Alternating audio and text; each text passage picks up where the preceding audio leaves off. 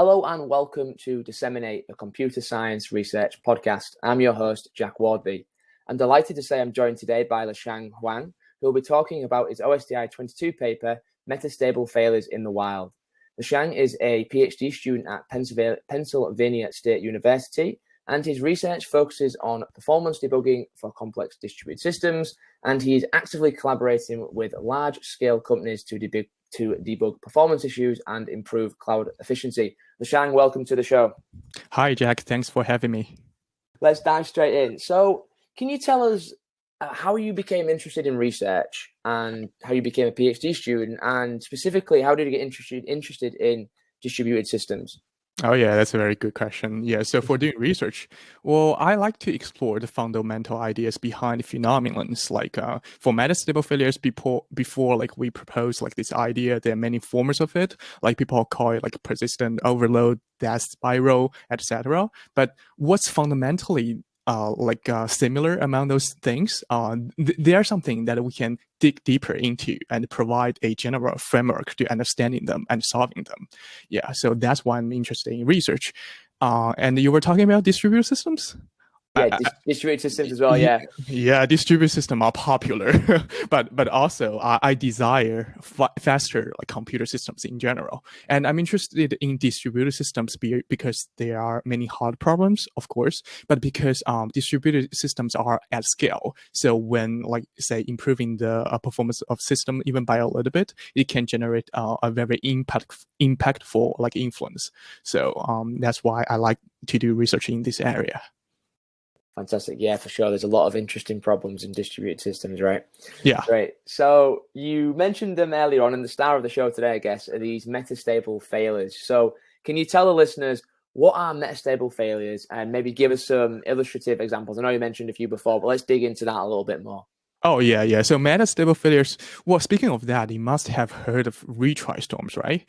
So a retry storm, let's give an example. Like suppose you have a database with the original capacity of 1,000 requests per second, and you're running it at a load of 700 requests per second, and it's running good, but all of a sudden there is like a temporary trigger, which introduces background interference, such as limpware or garbage collection, that decreases your capacity temporarily, say to 600 requests per second. And now because your capacity is a little bit lower than the load, so now you're overloaded, and then the application starts to time out, and then the retry starts. And let's say at maximum, each of the requests will retry one time. So in the end, your load can be increased to 1,400 requests per second.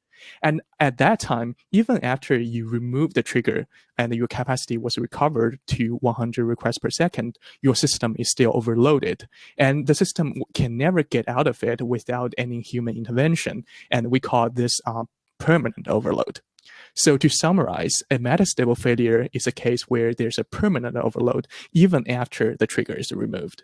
I know a lot of the prior work to this paper as well has been building up a framework to reason about this class of failures and these metastable failures. So can you kind of tell us more about this framework that you've developed and also about the various properties of other metastable failures as well? Yeah, so definitely models to help us like understand why this happens. But I would say one of the distinguishing property of metastable failure is that there's a sustaining effect that keeps the system in a metastable failure state even after the overloading trigger is removed. For example, in the retry storm example, the retry themselves serves as the sustaining effect even after the trigger is removed, but because the retry already adds up the load to over the capacity, so retries leads to more retries and keeps the system stuck. This is how metastable failures is separated from other types of failures. So speaking of how a normal system is transit to a metastable failure state. So suppose a system is stable and everything is working fine, and once there's a load increase or a capacity decrease, we can render the system to be vulnerable. So vulnerable is a state that's running good for now. There's nothing wrong with it. There's no problem. But once there's overloading trigger, that overloads the system, then it can push the system from vulnerable state to metastable failure state. And then because there was a sustaining effect, as we have been talking about, that keeps the system stuck in the metastable failure state, it is not until people take some drastic methods to recover the system, such as reboot the system or reduce the load of the system to very low, can the system recover from the metastable failures. Well, yeah, so it needs some human intervention there almost to go in there and sort of resolve the issue. Yeah, and this is most of the cases as we observed so far.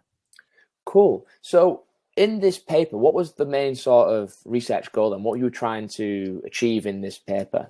Yeah.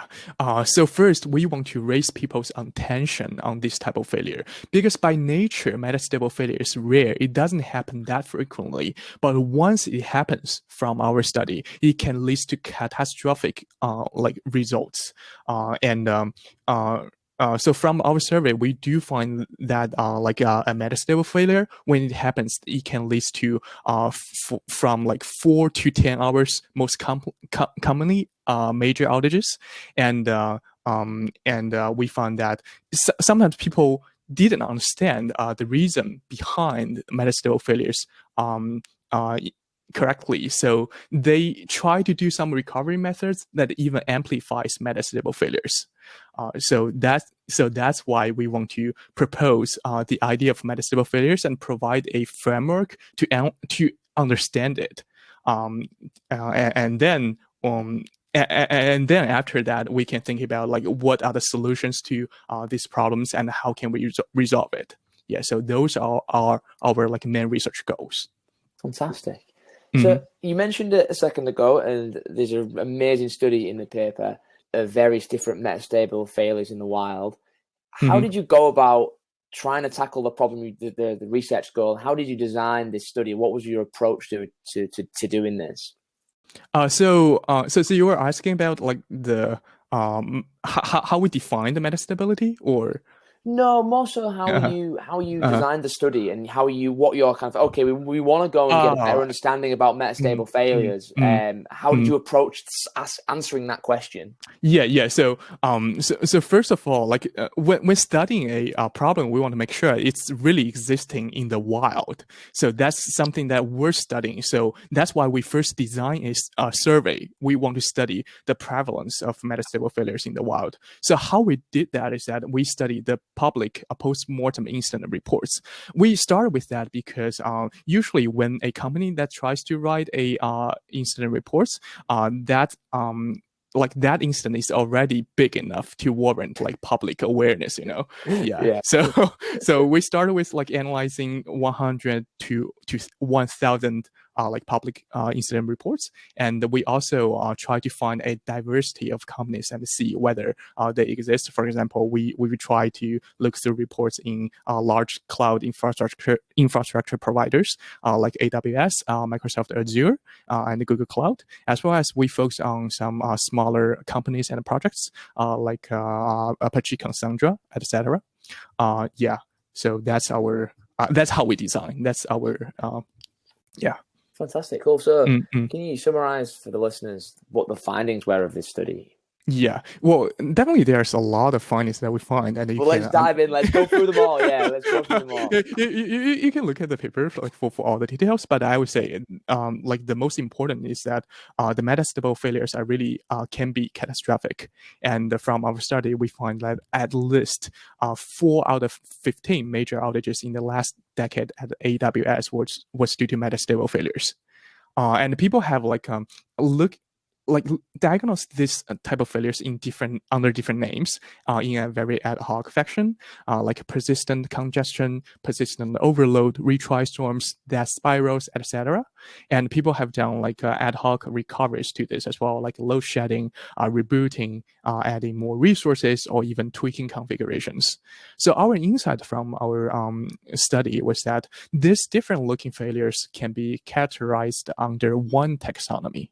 And based on what we find right there, we try to identify the metastable failures as we talk about like in post-mortem incident reports, and then we were able to identify 21 metastable failures out of them, ranging from large companies to small companies and projects.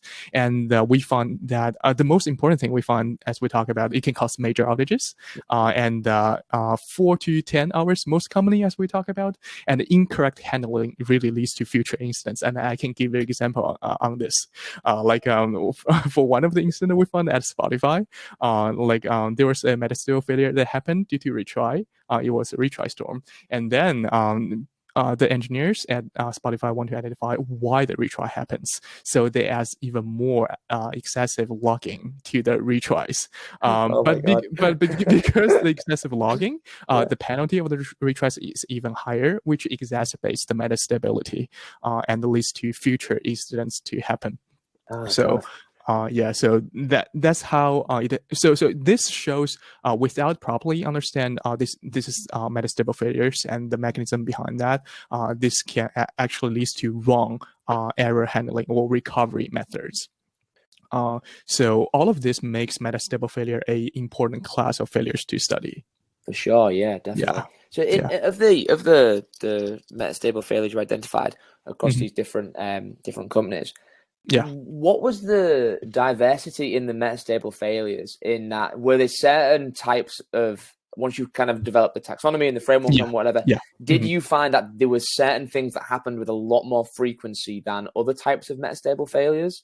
Well, yeah. So I guess, to put another way is that in this study, we want to actually convince people that besides many common patterns of metastable failures, there are also many other type of metastable failures that have the same characteristics, which is like permanent overload even after the trigger is removed, but they also exist, so the most common one, as you have been asking, is due to retries or retry storms. That's a classic example. But besides that, we also find load spike can be the trigger, but on the other hand, capacity decreasing, this event can be another trigger.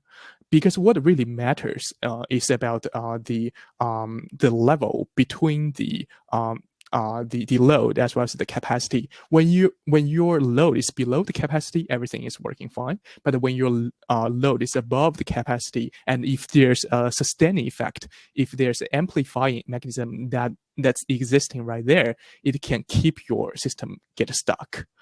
So on the other dimension, besides the workload amplification that exists in the retry storm sort of case, there's also a capacity degradation implication that exists in many other scenarios as well.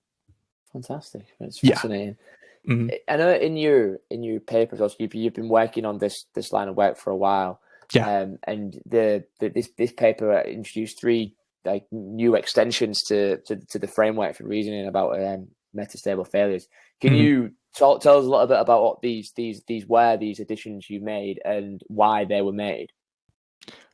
So you were talking about different types of metastable failures, or so I know in the paper you talk about how you took the original framework or the existing framework you had, and then you made some additions to it. I just wanted to kind of see if I could just get a description of what the changes, the key changes were over the initial framework, and why you made those specific changes. So the initial framework and our framework, they don't like conflict with each other. Actually, that paper was also our paper. So we just like present a more deeper understanding of the metastable failure framework. So from the beginning, like as we have been talking about, like how the system transit from stable to vulnerable to metastable failures, that's still right there. But what we find is that load increase is not the only reason. Because like symmetrically, capacity decrease can also render the system to be vulnerable, as well as like adjust the ratio between the load and the capacity, and that's the key factor where metastable failures could happen. As well as like we find that the system the vulnerable state is not a binary state. You cannot say a system is vulnerable or not vulnerable. Actually, systems have different degrees of vulnerability. That's another thing that we find that exists in practice, and the people in industry might want to pay attention to like how vulnerable your systems is to keep that in mind so that they can better maintain it and run it without running into metastability or other issues. Yeah.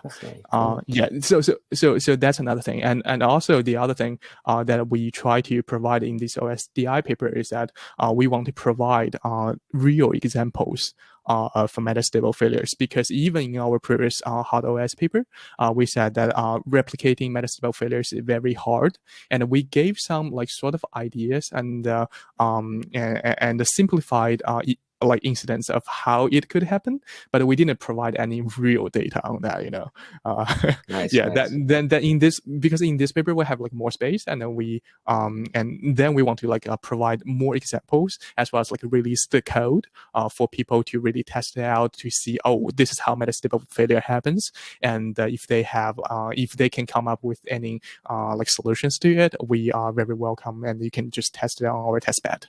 Yeah. Fascinating. Yeah. It just come to my mind is that obviously you have this framework, and you can taxonomize all of the existing failures you've observed in the wild under that framework. Are there any ones that are possible under the framework that you did not observe in any real, like, kind of almost can it act as a warning sign for, like, be careful, don't do this because this bad thing could happen, sort of, if that question makes any sense even?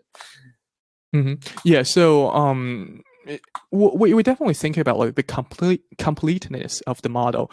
Although we didn't prove it because it's very hard to prove, but we came up with the scenarios or taxonomy by factoring the basic components that really matters. So that's also how people in industry really measure the system. So one is the load, and the other is the capacity, and how the relationship between those two metrics changes over time. That's how we think about it, and think about how the system could possibly run into metastable failures. Yeah, and in our model or taxonomy, we factored different combinations of two types of triggers, as well as like two types of amplification methods. Although there could be multiple triggers and multiple amplifications, so there could be superpositions of those four scenarios as well. Okay, cool. So yeah, how do you go about detangling, kind of, if you've got multiple of these things happening at the same time? How do you detangle as to which is the I guess, I mean, they're all problems, right? But which is the root cause, I guess? Yeah. So definitely, there can be a lot of like misleading signals. Like especially when I was working at Twitter, like I was working on trying to find the metastable failures right there. There are many things that could happen. Like there's a load spike, and there's like capacity decreasing, maybe due to garbage collection, maybe due to some hanging load node that's not doing well in a unhealthy state, something like that, as well as like when say there's like some amplification we want to find, there are different signals on that as well. Yeah, so to characterize this, definitely multiple things can happen together, but we want to provide a simple taxonomy for people to understand. So that's why we want to decouple it. And although for real instance, like multiple things can happen at the same time, but for this paper, because we want to demonstrate the basic, like the fundamentals out of it. So when replicating those instance or scenarios, we introduce one trigger at a time, as well as like one amplification mechanism at a time. And in this paper, in total, actually, we introduced like 3 real examples with one, like the retry storm, which is well known everywhere, that forms the 4 metastability scenarios. Okay, cool. Yeah. You mentioned you're working at Twitter a second ago, so it's a nice segue into. I wanted to kind of, and you also mentioned the kind of the metastable failure you identified well. But let's pull on that thread a little bit more, because it's a fascinating case study that you go through in the paper. So can we go through that in a little bit more depth? Can you tell us what the failure was, and how the process of identifying it as well, and how you went about figuring out this is the problem? Yeah. So that's a very good question, and I would like to share. So when I was working at Twitter, like we were wondering why after rigorous testing, the system can sometimes still get stuck in very low throughput state. That's what engineers are always wondering. So do I. And then when looking through like some of the incident report, although it's not public anymore, like it's inside of the company, we find there are something that seems like there's something that's like keeping the system in a very low throughput state with some amplification mechanism, and then we try to find why. So in one particular incident, we found that at that date, there was like a peak load test, and the initial load spike from the peak load test introduced high queue length to the system because of like the jobs is arriving and the memory allocation right there. And because of this memory allocation, there's more active objects to process during for the GC, because at Twitter we use a language that has a garbage collection right there, and there's also higher memory pressure that causes more garbage collection GC cycles, and this pushes the GC behavior to be high. But as we all know, garbage collection takes GPU, like it consumes GPU resources, it consumes memory resources, and the GC causes application to pause and slow down naturally because it's in contention with the normal request. It's consuming resources, and because of this, the jobs are slowed down. So, and because of the jobs are slowing down, the queue length is even higher. Yeah, this completes a loop, did you see? So when there's a low spike, introduce high queue length, and the high queue length introduce high GC behavior. GC behaviors introduce jobs slowing down, and which gives back, increasing the high queue length. So this forms the mechanism of capacity degradation, amplification. So that's how we find the sustaining effect at Twitter specifically. So to summarize, the sustained effect is a contention between the arriving traffic and the GC consuming resources. So after that, we also try to see like people, what do engineers do about it, right? So people have done aggressive load shedding. They have tried to decrease the requests per second, say by a lot, and in our own replication, we try to decrease the load by 30%, but still the GC doesn't lower. It doesn't help lower the GC, so the system gets stuck right there. The GC is high, the queue length is high, even after reducing the load, it doesn't get out of it. And at Twitter, we find only after rebooting all the machines and instances can we recover eventually from it. Really? Wow. So So that's a metastable failure, and you can find that this metastable failure is not really caused by retries. It's caused by garbage collections that's consuming CPU resources and in contention with the normal request serving.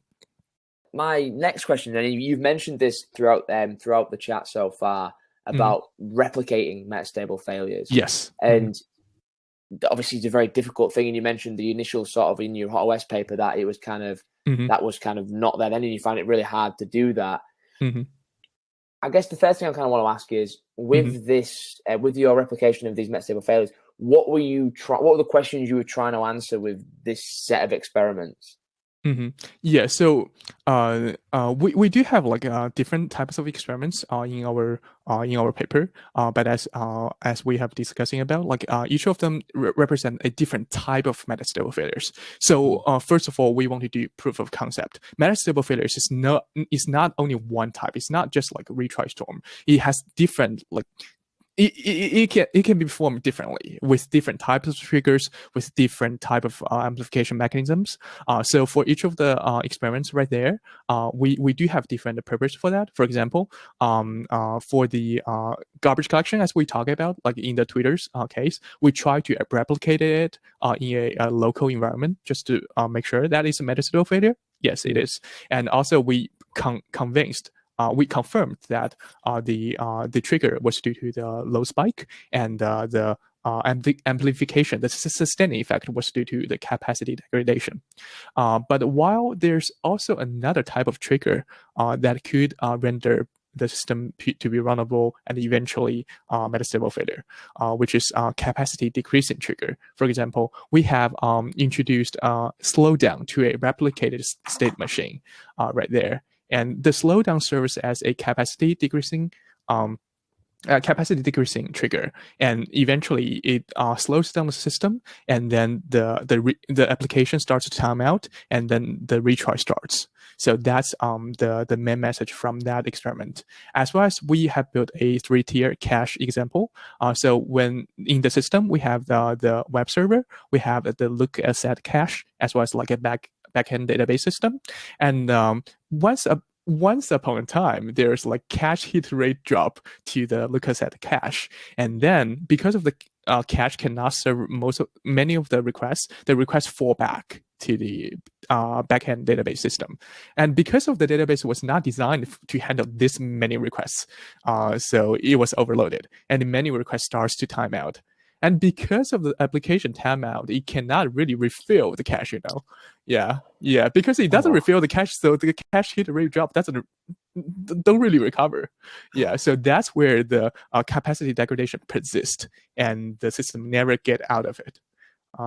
So that's another type of metastable failures where the capacity decreasing trigger, the capacity decreasing event as the trigger, as well as the capacity degradation amplification serve as the sustaining effect. Interesting. So, given the current state of the framework you use for reproducing these metastable failures, how easy is it to add new ones? And is there various components that are composable that say, and I want to do this and try that, or are they're kind of very independent? You have to construct one from hand each time. How easy is it to make new ones? Well, I would say because even in real life, metastable failures are rare. So if you want to reproduce it, it's definitely hard. And we have said that in both the Hot OS paper as well as the OSDI paper. Yeah, so reproducing it is hard because you want to because you need to understand like where the boundary is, like what's the boundary between the vulnerability as well as the metastability, and it changes according to many other sort of things. Like if your system has a higher load, then your system is more vulnerable. So a less intense trigger can push your system into a metastable failure state, while if your system is running a lower load, then it's harder. Yeah. Question that just come to mind is that how can also at the moment the kind of the flow of direction is kind of, hey, we've identified some problem, there's some problem, and we want to go and reproduce it, right? So we use the framework for this, the reproduction framework for that. Would you be able to sort of reverse that and say, when I'm designing some system, could we use this framework to inform our design decisions for like, I don't know, you could build something and run various workloads and say, okay, what are the points at which my system topples over, or these metastable failures emerge? Yeah, so that's actually a very good question, because one of the takeaway from our work is that the sustaining effect is the key component, is the key property of the metastable failures. If we can eliminate the sustaining effect, that's going to be great. But many times actually we cannot eliminate the sustaining effect, because those naturally arise from common optimizations, like the retries. They arise because we want to handle some like transient failures automatically, and for the garbage collections, needless to say. So sometimes we just cannot eliminate the sustaining effects. So that's why we want to minimize it. For example, for the retries, we want to see like what's the proper configurations for that. How many retries we want to have. The more retries we want to have, the more in some scenarios we can the more likely we can overload the system. But if we retry less, we might not realize the natural functionality of it. So that's the garbage collection. We want to know like what's the configurations of the garbage collection that can really fit on my scenario, and without introducing metastable failures. Yeah. So that's how people can take away from our work about designing their systems. Yeah, as well as when people, after designing their system, they're operating their systems, they want to really understand the vulnerability of their system. Yeah, because the other thing about the system operator, or say like for this podcast, we want to bridge the gap between the academia and the industry. So one takeaway from industrial people is that the vulnerability of the system was impacted by two main things that we find in our work. So one thing is the system load. The system load determines vulnerability. The higher your load is, the more vulnerable you are. That means like the less intense trigger you need to push the system into metastable failure state. Yeah, so fundamentally, there's a trade-off between efficiency and vulnerability. The more efficiency you want to have, the more vulnerability you need to bear with as well. So that's one key things system practitioners want to have in mind. On the other hand, system configurations also impact vulnerability. And for let's still keep with the GC example. The larger memory that we have in our experience, we find that the lower vulnerability we have. This is because a larger memory release the garbage collection pressure by some degree. So for different types of metastable failures that happens, you want to really know what system configurations that are related to this. And you want to know how each of the configurations impact the vulnerability.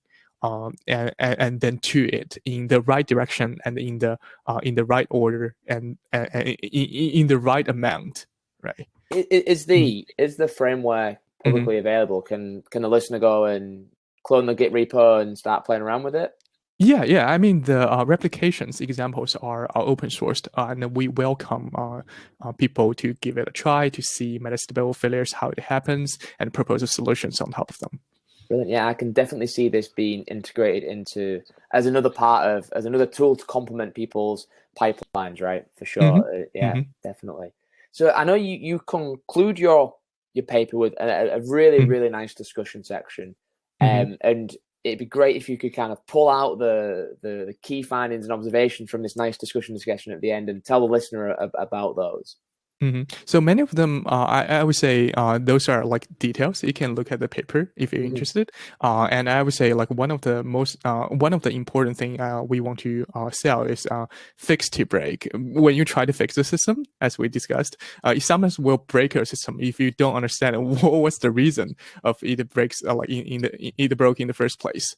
So we have besides the incident we just talked about in the beginning of the podcast, we also have some other similar instance that's going that route as well. So give it a shot if you're interested. As well as like we think prevention and mitigation might be the way to go. Although currently we don't think there's existing solutions to it, but we foresee that in the future, to prevent this thing from happen, one first thing we can do is that we can detect and react to the trigger quickly enough to avoid metastable failures. This is because the sustaining effects may not be immediate. It needs some time to be triggered, to start amplifying. And on the other hand, the sustaining effects also takes time to amplify the overload. If the overload after reducing the load back to the normal level is reduced and the system is not overloaded, then it's not a metastable failures. But if we didn't catch the sustaining effect fast enough, then it already overloaded the system too much. Then even after we lower the load, it doesn't help. It's still overloaded. Then we were too slow. Yeah, so detect and react to triggers quickly. How to do that? Probably we won't do it automatically. That's a question we probably want to give more thoughts on in the future. Yeah, fascinating. Yeah. So how do you detect what the tipping point is, right? Because there will be a point at which you've entered that state, and there's no way you can get out of it now. You've got to either, like you say, restart the system or do some extreme intervention, right, to resolve the issue. Yeah, as well as like how much time we have in that window, and we want to catch up with the load increase as fast as possible to make sure to end the trigger before it pushes it into metastable failure. Yeah, the overload too much. Yeah. Fantastic. Yeah. So I mean, this next question is something I ask all of my interviewees on the podcast. And I'm sure there were a lot of things on this. What were the most interesting and maybe unexpected lessons that you have learned while working on metastable failures? And I imagine there's quite a few, but yeah, just give us your highlights. Yeah, the highlights is I would say also like fix the break. We didn't Yeah. expect this to happen because when people try to say recover from a incident, they usually go on the right route. If not make things better, they are not making things worse. But for metastable failures, because of the nature of the sustaining effect, if you are not aware of it, you might be amplifying it in some ways. So that was a unexpected things that we found during our research. And the other thing we find, or in general, is that replication is hard. How to push the system into metastable failures? First of all, we don't have because from our previous research from the hard OS paper, we found that the system might be vulnerable, but the transition from vulnerable to metastable failure was unclear by that time. And later we find that like from the industry, we have experienced that the higher load you are, it seems like the easier the system it is to have gone bad, yeah. So later we realized that, oh, there's actually a various degree of like vulnerability right there, and probably if we want to push a system into a metastable failure state, we want to first make sure that the sustaining effect exists in the first place, and then we want to find the right point where to tip it into metastable failure state. Yeah. So when did this idea sort of arise? And so when was the idea for metastable failures conceived? And kind of, I guess, let's dig into a little bit more about that journey from that initial sort of conception of, hey, this thing looks like we can taxonomize it, metastable failures, to the OSDI paper. What was that journey like? And what were the things along the way that you tried that failed? And what are the sort of the war stories, I guess, of that journey with metastable failures? Yeah. So actually, metastable failures already exist. We didn't like create this type of failure, it already exists. But give it a name. People, yeah, give it a name. But people understand, like people analyze them in very different forms, as we talk about, like ad hoc analysis, ad hoc diagnosis, or ad hoc recovery, like all of these things. And people write like different blog posts on it, and the people propose like different like so-called lessons to it. But we found that we can actually like generalize this type of instance under one mechanism, under one taxonomy, and analyze them. And this was originally coming from like Brunson. He was a software engineer at Facebook, and he found that these things happen. And then after the hot OS paper was published, it like these ideas like occurs to many other engineers like in other companies. Oh, this thing really happens in my company as well. Same problem. Yeah. Yeah, same problem. Let's take a deeper look at it, and let's dig deeper into it, like how to reason about metastable failures. And that's where I also was lucky to have a chance to did an internship at Twitter, and we found that engineers there also wondering why my system was slow, and it got stuck in slow, but for no reasons, no obvious reasons. I mean, and then we try to look through the incident reports and all of sort of stuff. Yeah. And in the end, we found that combining the survey as well as like the insider view of metastable failure happens, we found there are multiple types of triggers, multiple types of implications, and they can form a nice picture of how this really happens in the wild. Already the work had some great real world impact. I don't know if you're at liberty to disclose how it's being leveraged inside Twitter. Yeah, so for impact wise, so one of the lessons we have learned is that not all metastable failures are catastrophic. There are still like mild metastable failures like we had at Twitter. So we also wrote this in the paper that although for this incident it's a metastable failure, but it doesn't really result in like user facing failures. It's internally that's raising some alarms that needs to be fixed, and eventually it might lead to bad outages. But the engineers, because they react quickly enough, so they were able to stop it before it becomes a very bad metastable failures. Yeah. Which also confirms our claim that if you can catch up with the metastable failures in time, then you can mitigate it before it happens. Nice. So, where do you go next then with metastable failures? What do you have planned for future research with them? Yeah, so for metastable failures in general, I think there are multiple ways to go. So one thing, as we have mentioned, is to detect and react to triggers automatically. And the other thing we also have mentioned is to design systems to eliminate and minimize sustained effect if possible. And there are ways to do that, like if you're doing network sort of things, you want to consider like the slow path, not just the fast path, because the slow path sometimes leads to metastable failures. Yeah. And on the other hand, how to understand the degree of vulnerability automatically of the system to control risk is also something that's very interesting. Maybe it's not as researchy, but for people in industry, that might be really helpful. Like people want to think about how to like what system load you should run and what capacity you should allocate to the system to determine the vulnerability to measure those to determine your vulnerability. Like load testing can help reveal issues, and adding capacity can help lower vulnerability. And on the other hand, system configurations also affect vulnerability. And what are the relevant configs and how to control them to lower vulnerability? That's also open questions. I mean, like in the what is the lifetime of the incident happens, there is also recovery. Once, unfortunately, you are in a metastable failure, you want to recover from it.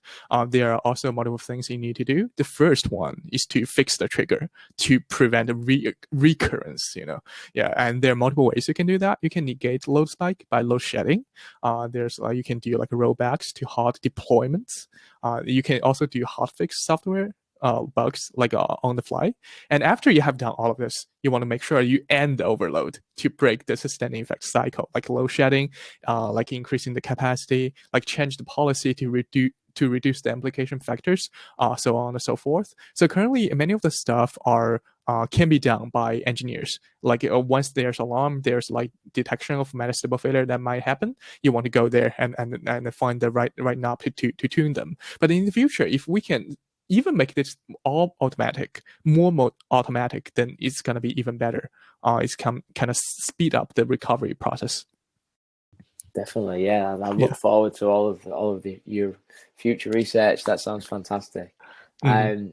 Cool. So so obviously, are you working on any other projects in this area, or is it all related to metastable failures at the moment, or is there any other projects you're working on that the listener may be interested in? Oh yeah. So Metastable failure is only one project I'm working on, and it's about throughput related failures or related performance problems. And because I'm working on performance debugging of distributed systems, there's also another type of performance bugs, which is latency bugs. And I'm trying to like profiling as well as like debugging latency issues in distributed systems using distributed systems tracing. And currently, maybe a little bit more background details. So currently, there are actually a lot of distributed system traces that's generated. For example, at Meta at Facebook, one day they generate like billions of traces, and there are many of the traces right there. And the current practice is that people use some people look at them individually, and sometimes they use some like basic aggregation metrics just to just to like filter some of the interesting traces out. But in the end, it boils down to people look at individual traces and figure out where the latency is long and where the optimization opportunities are. But we found that looking at the individual trace fundamentally have the problem of being biased by each of the trace. So that's why in my research, I proposed a tool called tprof to aggregate the distributed system traces together to expose a more like overview of the system and trying to see where the latency is high, as well as where you want to spend most of the time debugging, so that you can get most of the like improvement over the end-to-end latency. Yeah, so that's the type of things I'm doing. And on the other hand, I'm also interested in improving the efficiency of the distributed system or like a current cloud system, because performance and the efficiency always goes in hand. You can always throw in more machines to improve the performance, but your utilizations might suffer. Yeah. So to help like broaden my horizon in that area, I was also collaborating and doing internships at Microsoft Research, working on utilizing workload characteristics to try to improve Azure cloud utilization. Amazing, that's great. Mm, And how this has been a recent sort of interest of mine, and trying to understand how people approach idea generation in this area, and how do you decide what to work on? What's your process for that? Because you work on some amazing things, really interesting, cool stuff. How do Thanks. you arrive at that? Think this is what I want to do, and this is really cool. Yeah. So I would say different people have different approaches to do this. Of But course, for sure, yeah. but for me, I would say it's trial and error. Like for example, the distributed tracing projects I was doing, I was interested in finding performance issues. Then I was thinking about what's the state of art. Oh, people are using distributed tracing. Those provide fine-grained details of where the latencies are. Then I started using that, and after using that, I said, oh, this works well. I can find something, but there's also a lot of complexity that's getting in the way. Like there's just so many traces. Which one should I look at? Which one can I believe in? We need to have an overview of all of this. That's where the aggregation comes in. Yeah. And then I start like trying different aggregation methods. Different of them have like pros and cons. They have like constraints, but in the end, I try to sort them out and provide a multiple levels of granularity of like aggregation. I found, oh, it works well. I can use my own design tool to find many interesting performance bugs, and in the end it was published on ACM's symposium on cloud computing, and that's how a paper was generated. Okay, great. Yeah, We'll put a link to that paper in the show notes as well, so if the listener wants to go and check that out, then they can do.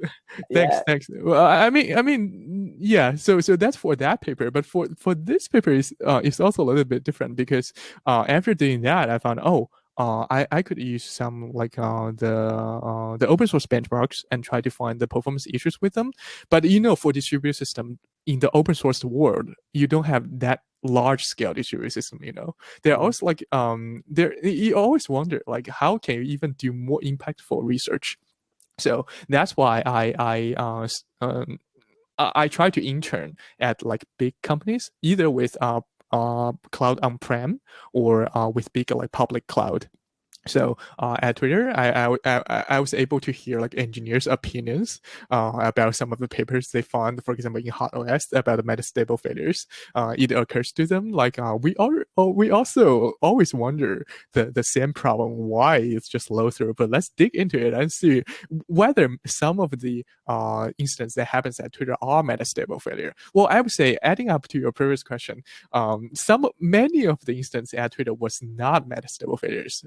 Okay. And they were just like a regular overloading like issues. And then once the trigger is fixed, then it's not overloading anymore. Although engineers still have to do like a recovery method to prevent the overloading event from happening in the future.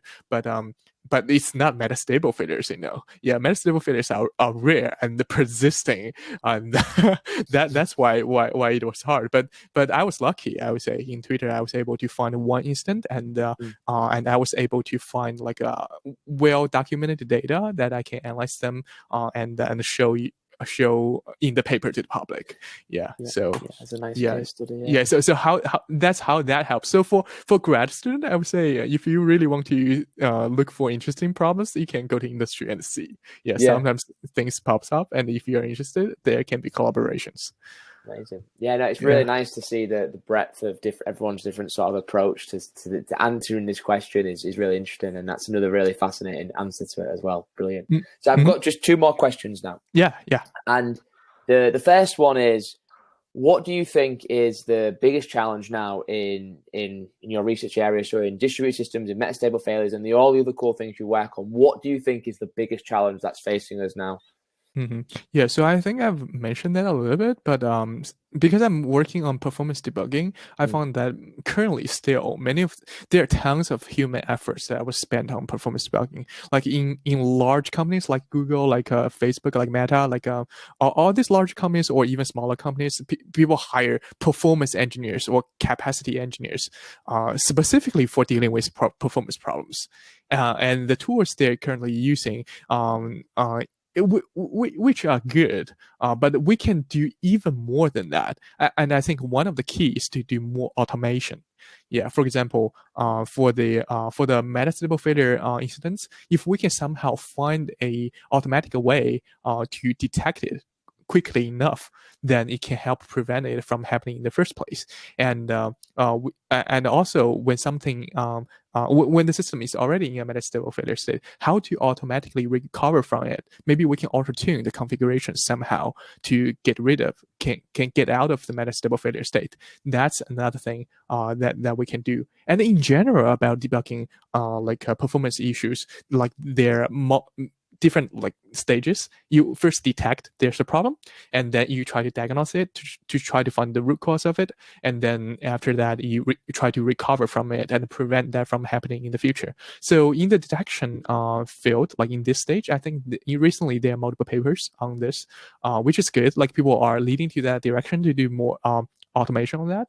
But for diagnosing, I think there's still a lot of things that we can do. Like especially if you go to industry, you will find there are a lot of data right there, like telemetry, like all this table, and you want to join this table with that table and see what really happens. But there are just too much data, but too less people. right. Okay. Too much data, not enough people. Yeah. And there's a larger opportunity where people can sit down and just build tools to help automatically analyze those telemetry to find the signals out of the haystack, to give signals, for example, oh, the metastable failure is going to happen. Let's catch up with it. Or the metastable failure already happened, so I don't need a human to look at it. And they like the recovery phase can be done by some automation as well. If anything, in the early stage, it can generate some instant report for the performance engineers to help them better look for the root causes or provide suggestions to them to do the recovering before going into a fully automatic mode. Yeah. Cool, yeah, we should definitely get that on a t-shirt. Too much data, not enough people, right? Yeah. Maybe I should make one. You should make one, right? Yeah. That's awesome. Cool, right? So time for the last word now. Yeah. What's the one key thing you want the listener to take away from your research and from this podcast today? Yeah, so I would say we have talked about a lot of things in the big, but still specifically for metastable failures, the takeaway is that it's really prevalent and it can cause major outages. That's why it is important. And how to fix that? Understanding the sustaining effect first, and then understand the degree of vulnerability to prevent that thing from happening in the future.